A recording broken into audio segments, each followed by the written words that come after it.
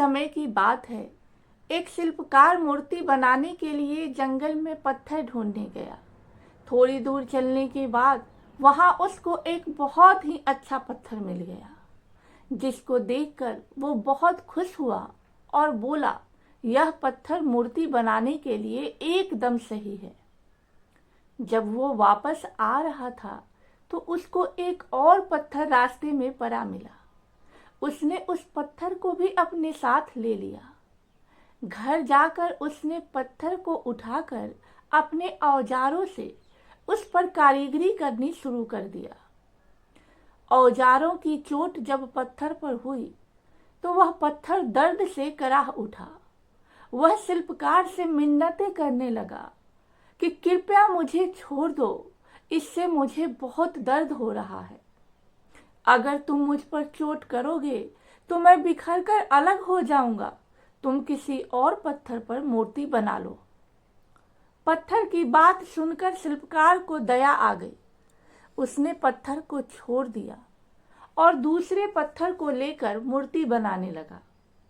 वह पत्थर चोट पड़ने के बाद भी कुछ नहीं बोला, बड़े आराम से शिल्पकार के प्रत्येक वार को सहता रहा।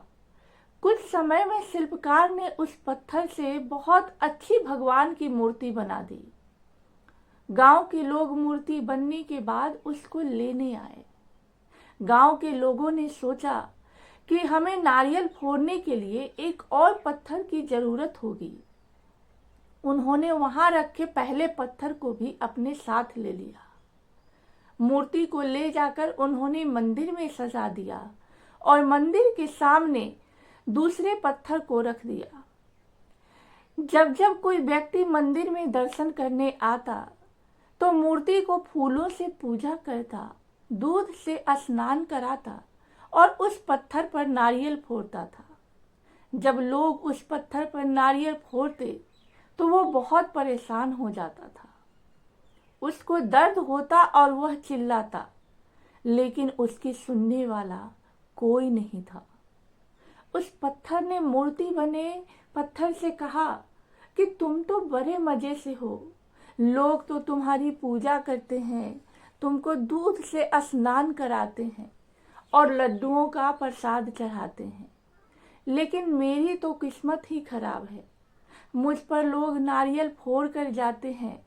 इस पर मूर्ति बने पत्थर ने कहा कि जब शिल्पकार तुम पर कारीगरी कर रहा था, यदि तुम उस समय उसको नहीं रोकते तो आज मेरी जगह तुम होते, लेकिन तुमने आसान रास्ता चुना, इसीलिए अभी तुम दुख उठा रहे हो।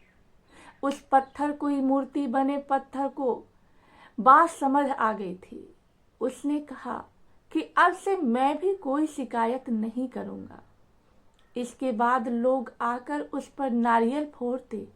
नारियल टूटने से उस पर भी नारियल का पानी गिरता और लोग मूर्ति को प्रसाद का भोग लगाकर उस पत्थर पर भी रखने लगे।